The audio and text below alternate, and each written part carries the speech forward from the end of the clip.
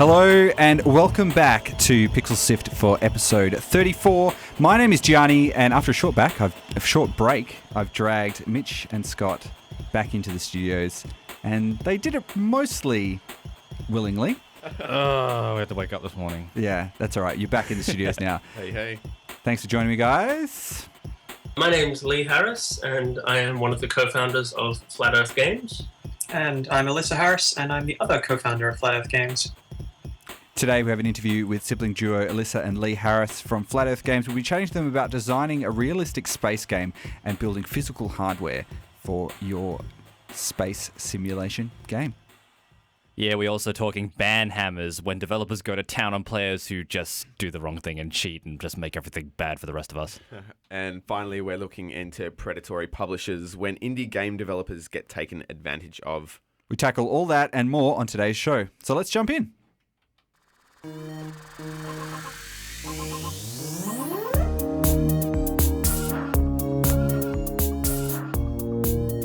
listening to Pixel Sift. Yeah, so cheating in multiplayer is nothing new, and with virtual environments where players meet to just beat each other up and verse each other, I guess cheaters have been, just been the scourge of the internet for quite some time. And with the new game Overwatch coming out, people have also started cheating fairly early. So how do we stop them? The creators, Blizzard, actually have taken the term banhammer to a whole new level. The game only came out on the 25th of May, so not that long ago now, maybe just a bit over 2 weeks. 2 weeks, Yep. Yep. And they've already banned a bunch of people for not playing fairly. A whole bunch. Over 1,500 at this stage. Yeah. That's as of last week as well. So who knows where it's at from now. But when you think about it, the number of people who are actually playing Overwatch at the moment, 1,500 is not a huge amount. But to grab so many of the, I guess, probably the more overt cheaters so early on. I mean, they had something like 7 million play the beta. Yeah. So I'd say it's, I don't know. It's a drop in the pond. But they're also calling them out. They posted a massive list on forums of just all their usernames. That's that's something kind of novel. I don't think I've ever seen something like that before, where they basically go and name and shame. And to be honest, I think that's really what they should be doing. Because absolutely, for a new game as well, when you're starting out, a lot of people, you struggle to get to, start a game and get good at a game. And then having people ruining it for you is kind of sort of upsetting and, might stop you from playing it any further as well. It will absolutely turn you off because it just confuses you. It's like, are you not good? Are you not grasping it? Or is someone wall hacking? That's right. Through at you. Look, and Blizzard warned before it was launched that any player who is caught cheating, and not even just cheating, but like being affiliated with cheating, even just once, that was it, blanket ban. Like, you can't say you weren't warned. Like, damn. The banhammer is pretty heavy even after the ban has taken place. There's a user, Gaz. How you doing? He posted, "This is my story. I'm just going to summarize here." Gaz, mate, you got to sort your life out. So I'm going to summarize and paraphrase here. So basically, he cheated during the beta, and that wasn't. He even said it wasn't really the best thing. Didn't really enhance his experience at all. But then he got banned a day after the official release. Right. And so he got detected for using RPM tools. I'm not actually sure what that means, but it was the game just started crashing for him. Then he bought the game again, didn't hack on it at all, just wanted to play normally, and he enjoyed it for a day or 2 days, and then got banned straight away. Starting to be expensive for you, Gaz. It is starting to be expensive, but it's about to get more expensive for him. So he bought it again, and then he waited 2 days before playing, and then he thought that would change, and then got banned again. Look, this isn't a one-off either. I've read quite a few stories of people that have tried to, get around it basically by doing all sorts of different stuff, starting different accounts, whatever. But they are on pretty elaborate as well. They're on the hunt for it. Like, they're on the hunt for everyone. They don't want anyone cheating, to get back into the system. They are putting a lot of effort into this. One of the things I saw that people were doing, where they were actually going into their computer BIOS and updating some of the settings in that so that you didn't have a unique... Changing your address a little bit. Changing the MAC address on that, changing hard drive IDs, reformatting, completely new key for Windows. Instaban. Instaban. So great. Yeah. I don't know find what... it funny, yeah, I'm sorry. And the funny thing as well is now Blizzard has got 4 times the amount of purchases out of this one person who's done... Yeah, it's so great. It's like the best marketing thing ever. Yeah. Yeah. Hilarious. Well, short of Blizzard actually coming to your house and just throwing your computer off your desk and then hitting you in the head with it, I'm not sure what else they could do at this point. It's pretty awesome. It's their first new franchise in like over a decade. They obviously have put a lot of effort into this, and they wanted it to go well, and they want it to be kind of what it shows itself as, is a really kind of accessible first-person shooter. So I can understand this kind of stance, and I am all for it, I think. They've also got a very big focus on making this one of the new big esports that are going to be coming out as well. Which you can see quite easily. It suits itself very well for being an esport. So, it makes sense that they want to try and have the best sort of community and kind of give people the best opportunities to play fairly and compete against people with equal level skill, because that's how you get the next batch of esports stars, basically, or the players who are going to be playing your game, and bringing more interest to your game and going from there. And I don't know, I don't really understand the process of like getting into a competitive game like that and cheating. Because I'd never like, apart from your old kind of like, I don't know, DK mode in GoldenEye, or something like that, a little bit of kind of GTA single player cheating or whatever. Yeah. But as far as competing with people online, I don't understand it. Auto aim and all that stuff that you can fancy up. What's the point? Mitch, you were even saying that like one of the other big high-profile shooters from the last couple of years, Destiny, was experiencing cheating.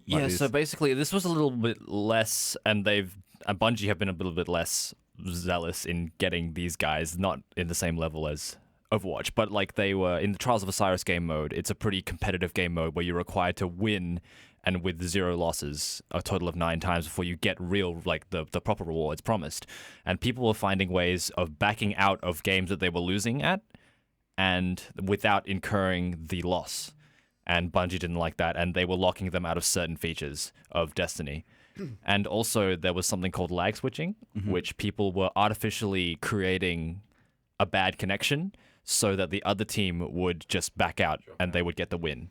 I actually remember that back from like the Halo 2 days. Right. People used to do this same thing where they would basically cause these interruptions in accounts and network connection settings to get people to drop the games, and then you get the win by default because the other team has quit. So it's not what you're there to do, though. That's not even playing. You don't even get to play the game. What the... Look, it's not like you can take your internet points down to the local shop and buy yourself some lollies or anything like that. No, it's just like, what is it? There's no point to doing it. I feel like this is something to do with this instant gratification as well, though. I think so. Because there is a real sort of incentive for people to put in a lot of hours and be good at a game, because lots of things are actually gated off behind achievements and unlocks and all that sort of stuff. And if all you want to do is play with all those, the best weapons in a game or something like that, then you probably can't. And then you're still playing with other people who have put that time in, and they're using the more superior things. It's one of the things I'm not hugely a huge fan of. But you've had a lot of experience with Battlefield, haven't you, old Scott? I Battlefield from time to time. I mean, I don't really notice cheating too much, I guess. I mean, I just figured people are probably better than me. Like, it never happened. It never happened. Not to blow my own horn, but it never happens enough for me to go, oh my God, this guy's obviously cheating or whatever. Yeah. And plus, I always play on console, so I don't know, the chances of cheating is probably minimized slightly on there as well. Just an extra step in the chain. I think this step from Blizzard is awesome, and I hope a lot of other people kind of take this direction. Like, the only other thing that But the best thing as well now is because they've named and shamed them, that name is now going to be associated They've posted up their BattleNet. Like, everything. Like, it's their going to details. be associated with their name. So if they use the same name across everything, which lots of people do, you now be like, oh, look out for Gunsnipe XX 420 Blaze It. That guy is going to be not the best person to play with. My favorite one on here is Vin Diesel #51242. What's up, Vin Diesel? How you doing? I haven't liked a company dealing with cheaters more like this more than say sorry, that was really weird worded. The last time that people dealt with cheaters and impressed me this much, it was EverQuest and also Titanfall, who put all their cheaters onto their own cheater server, and everyone cheated against each other. They're the only people cheating was the cheaters. That's really funny. That's gold. Really good. All right, let's jump into our next topic. Pixel Civ. It's not Pixel Civ. It's Pixel Sift. Pixel Civ.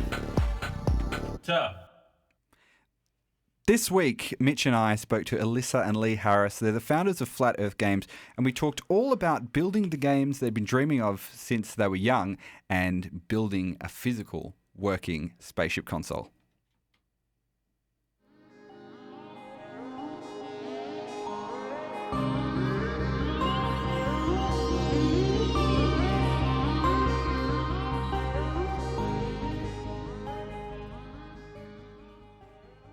So one of the things that always struck me is that I would alternate between playing space video games and actually watching sci-fi movies, and there was a massive disconnect between them. So I'd be watching things like Alien or Star Trek, and it was these big capital ships and all these decisions being made. Or it was something even like Star Wars. I was paying more attention to how much fun it would be to have the Millennium Falcon, even if you were constantly hitting. In fact, especially if you were constantly having to hit it with wrenches to try and get it to actually, move. And none of that was really reflected in the games that we were playing, because it was, joysticks and high speed twitch stuff. And it always seemed like what I was seeing in movies was people taking cues from submarines and tall ships and stuff like that. And yet in games, I was mostly seeing the dogfighting that was trying to mirror George Lucas's dogfights. And so there was the occasional game that sort of did larger, like semi-cap ship kind of combat, but none of it really grabbed me. And so it's something that's sort of the core basics of it slowly formed.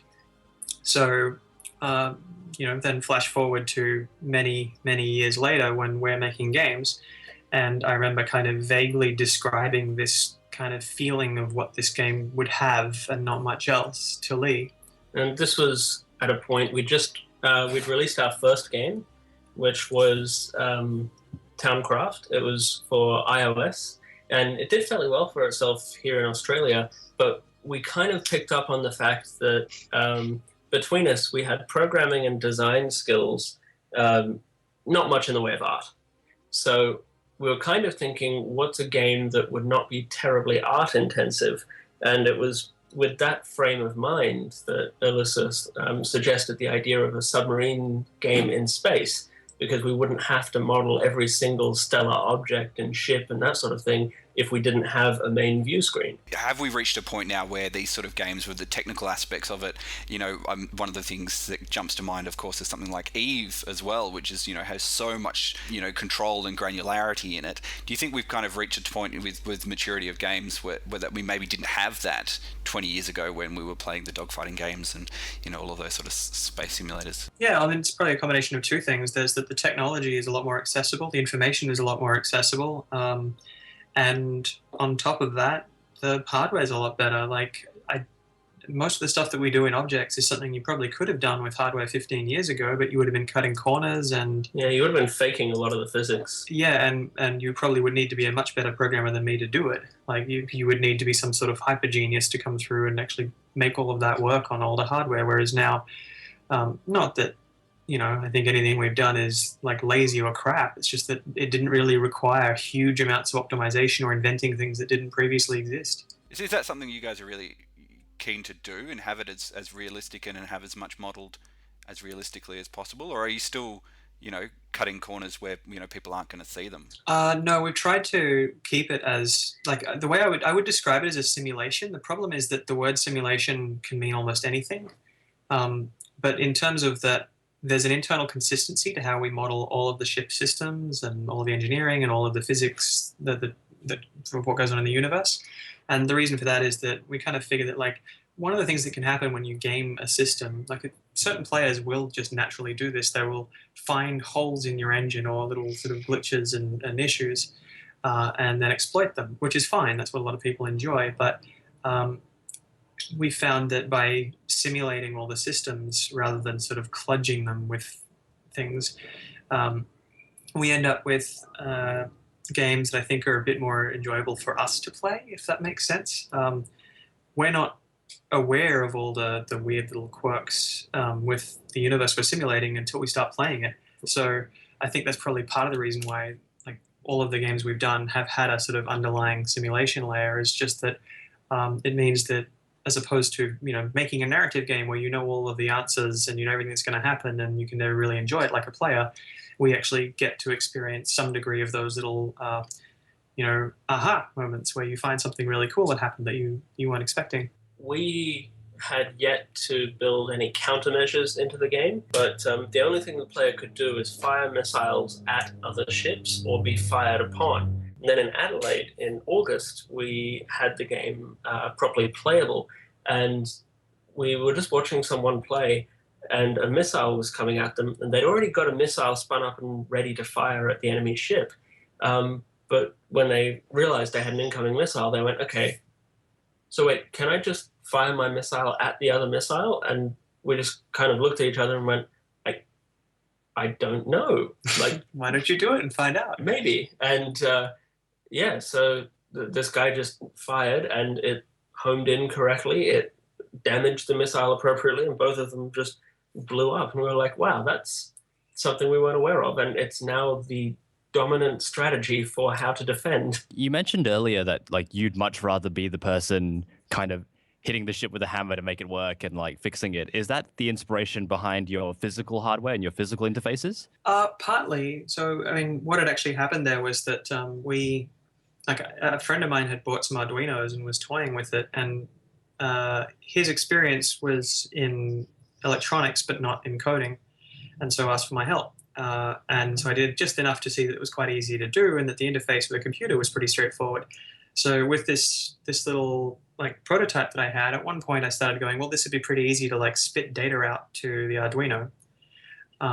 And so I did that for a tiny little test. So I bought a few shoebox. Yeah, it was literally a shoebox. It had a couple of lights that were plugged in, and then I just like scrawled, main engine and stuff like that on them.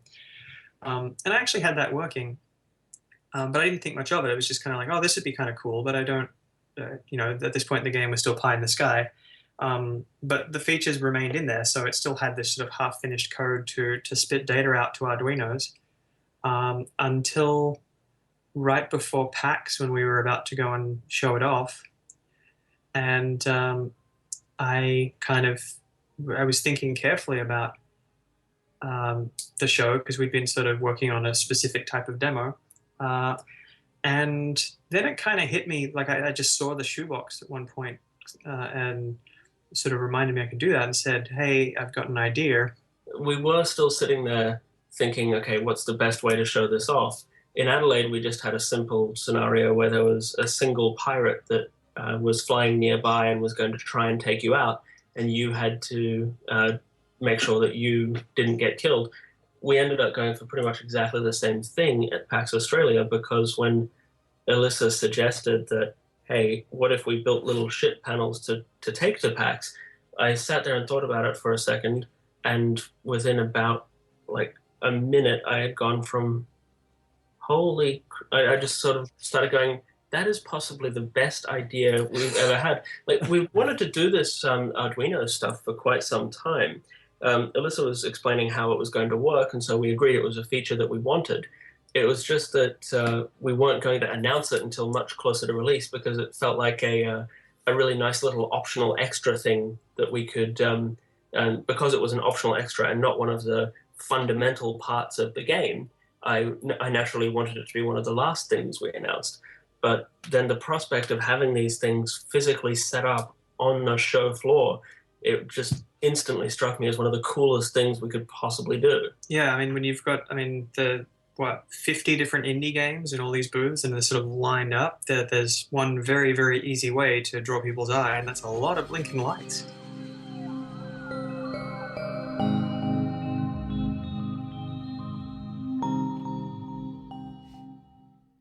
You can check out Objects in Space on their website, which is objectsgame.com. And if you're interested in the development of the game, they do something that is quite close to my heart.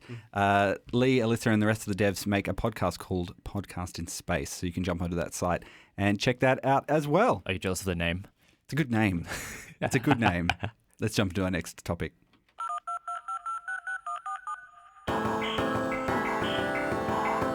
Watch episodes, Let's Plays and more at youtube.com/PixelSiftAU. So, our last topic for today will be covering what we're calling predatory publishers. In our world full of online and digital marketing, launching a game can be an extremely difficult feat. In steps predatory publishers. And I use the term publisher very loosely. Basically, we are seeing groups posing as legitimate online publishing and marketing companies, ripping off budding game developers post-greenlight stage and ruining the future and current business game profits. They promise big things and deliver zilch, and they're not going anywhere, it seems. It's very easy to create a website. Did we coin predatory publishers? Nah, I don't know. Probably not. It's it's probably something that would have happened in the music industry as well. I'm calling it. It's ours. Predatory. Yeah, that's good. No, okay. Yeah, like Hashtag. it's because of my musical ventures, I'll call them. I get daily kind of hassling from people posing as people posing as labels, people posing as all sorts of things, and sometimes the quality of that they depict is really high, and they claim to have all these networks, but if you do a bit of digging and you dig enough, you find out that the people that the things they claim are not quite what they bang up to be, and it's really never as good as they claim it. And like the article that we got this from, which was from Lee Morrison, I believe. Ryan Morrison. If the deal seems too good, it probably is. Ryan Morrison is a attorney based in the United States, and he actually specializes in video game law. He calls himself the video game attorney. Yep. And he said, yeah, look, it is one of these things that if you think it's going to be too good to be true, then it probably is. If there isn't, it doesn't kind of stack up. He said one of the problems is that when people are creating games and, they've just started to get a bit of interest in their game and it's very exciting for them to be approached by people and all that, you kind of go, oh, wow, somebody's saying they're going to be a publisher for me and we're going to push my game out to whatever. But then if they start asking you for cash, and you're going to have to pony up cash beforehand, that's sort of not really the way that it works. Well, there's red lights that should be popping up before people ever get conned into this stuff. But people get scammed and conned every day. Smart people get conned and scammed every day. So it's an easy mistake to make. Well, there's one of these, they have this term in economics called asymmetric information, and it's basically when someone who is selling a product to you has more information than you do, and you have probably never bought this thing before.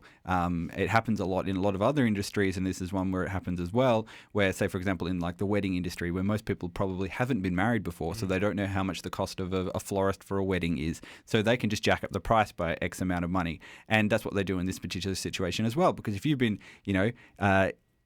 on the keyboard and mouse, making your game, working hard on that and concentrating on making a really good game, you're probably not spending huge amounts of time, especially in the early days, working out the kind of the money of it, the economics of it. It's these people jumping on the people when they're coming from, when they're going through amateur status, basically. It's from that bedroom to big room thing. Yeah. You are doing something that is basically nothing. You've created it from nothing, say a game or some music or something, that you've put your artistic worth into. And then someone comes along and has interest in it. It's like, oh, well, cool, this is great. Let's do this. And before you know it, you've locked into something quite serious. And they, with the one we were talking about anyway, these people were getting signed up for not only having to pay for their promotion and whatever, say $500 for a package with, promoted tweets or whatever. You know what? I've got some information of one that I actually got today as a music thing. Up to 1 million plays, likes, reposts, comments, 5,000 plays for $12. Oh, bargain. That was starting at. So there's other packages available and whatever. But basically, that's kind of how it works. But this game developer one was taking it even further. Publisher one, sorry, was taking it even further and locking them in fine print to 20% of all their future profits. So basically signing away a fifth of their company for some shoddy marketing. Even better than that, in that particular contract, if you decided to terminate the contract and said, oh, we don't want to do it anymore, they wanted to keep 70% of that 20% forever. And that's... It's phenomenal. Also for a couple of Facebook posts. Yeah, it's promoted posts, and then it means engagements are minimal, and there's no actual loyal fan base. People it's very easy to I guess generate numbers, but where's the investment? That kind the personal investment in your title, and it just doesn't exist with this kind of thing. You're right, really right there with your audience stuff. Say with Facebook specifically, in particular. You can pay for likes, you can pay for, to promote your post and whatever. But if you're paying for likes and extra people, then your audience is now changed to not be your actual authentic audience. Yeah. And your audience will be filled with bots and fillers and whatever. So when you make your post, which, only a certain percentage of your post goes out into your audience, you're actually reaching less and less of your audience, even though you have a bigger one. It's really a slippery slope, and once you've fallen into it, it's kind of too late. You've ruined that digital kind of side of yourself, and you need to kind of start from scratch again. It's bad. The big problem with all this digital marketing stuff as well is that it is, it's something that is pretty a bit opaque at the moment. No one kind of really knows exactly what they need to do to kind of tick the boxes, right, to make their things explode. There's no industry standard. No, and these And promo also companies promise the world. And also, like, even the Facebook and Twitter and all that, they change their algorithms and all that sort of thing all the time, you know? So even if this one company that you've signed up with who, you know, maybe you've given them $12 and they said they're going to give you the world, they may not be able to make that happen for you. They most and you definitely won't. Yeah, and you don't... There's no way that you can basically get your money back. It's kind I of liked how you brought up the bots ruining your pretty much your real fan base. Your digital fan base, because I felt like we deal with it sometimes. I see you, Gianni, you're blocking all these bots on our Twitter account. Yeah. Like, it's just, you go through there. It's because it's not a all the numbers time. game. It's kind of- you know, it's it's- not about showing off. It's about using the social media as how they actually, like, as proper kind of tools. That's right, yeah. And there are lots of bots that come out there. And basically what you need to say is basically if you've had a LinkedIn password, maybe you should change it because there's so many people out that they've gone and hacked them and stuff like that. But that's all they do. They buy them. And then these same companies that hack these accounts buy these accounts from other people or sell them off to these marketing companies and they go, yes, we'll give you X number of likes or follows or whatever. But they're meaningless because they're not a real person. They're just an account. They're just a sock puppet account that you're not going to get any value out of. And especially if you sign these contracts as well, where, you know, you've said that you're going to give away 20% of your company or forever, you know, that's crazy. That's crazy. There's definitely, like, there was obviously people were complaining about publishers. It seems to be a sort of a turn of the, you know, 2000 sort of thing where people were worried about publishers. But there are smaller publishers out there now that are, you know, doing the right thing and are happy to do, you know, give you the support that you need to kind of push across the line. You know, there's some in Australia, there's some all around the world as well. You know, but just...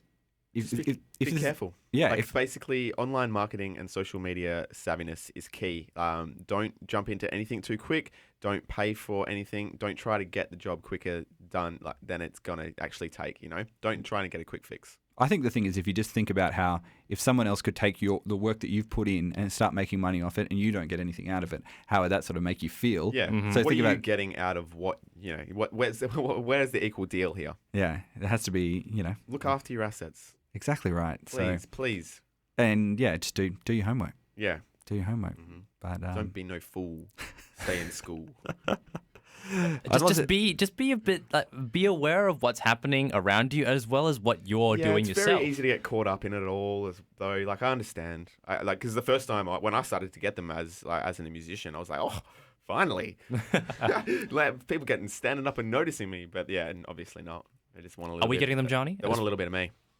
we've had it. Yeah, we've had a few of these things saying we'd like to improve your single. We love what you do. Search engine optimization and stuff like The that. killer one is when they don't quite get you right. Like they like, you know, they'll call you by your email name, or something, or, you know, Mr. William. Hello, Mr. Sift. Mr. Your middle name. We love Pixel Shift. It's awesome. Yeah. Mr. Pixel. Hello, Mr. Pixel. Please sign up to this $12 a month plan. We will do lots for you. Yeah, exactly right. Well, look, guys, thank you very much for joining us. This has been a blast. We've had a couple of weeks off, so you've been I missed this. waiting for a few back. episodes. Yeah. We will be back again next week talking to other fantastic developers from around Australia. Thank you to Leigh and Elissa for joining us for this episode here. If you want to find out some more information, you can definitely head over to our website. We're going to be putting videos and links and everything up on there. And that website is www.pixelsift.com.au. And Scott, we're on social media. Yeah, we are. We're on the facebook.com/pixelsift. The twitter.com. Yeah, twitter.com/pixelsift. The twitch.tv.com. twitch.tv/pixelsift and youtube.com/pixelsiftau. And Mitch, for our older episodes, where should people go? Yeah, you can go to the website to stream episodes, and you can also subscribe to our podcast on the iTunes, the Pocket Cast, or using the RSS link on our page. If you're in America, Oh yeah, we have that thing on Google. Only in America for some reason. We're big in the US You now. can now subscribe to us on Google Play Music as well. Just not available outside of outside of America. for some I reason. can't get my own show on Google Play. No, you can't, but you can. You can get on there. We're on a bunch of other things as well. So, Yeah. But thanks for joining us. We will see you guys again this time next week. Big thanks to Brad Power for filling in last Thanks, episode. Brad. You're a champ. He was Champion. smarter than all of us. See you then. Bye.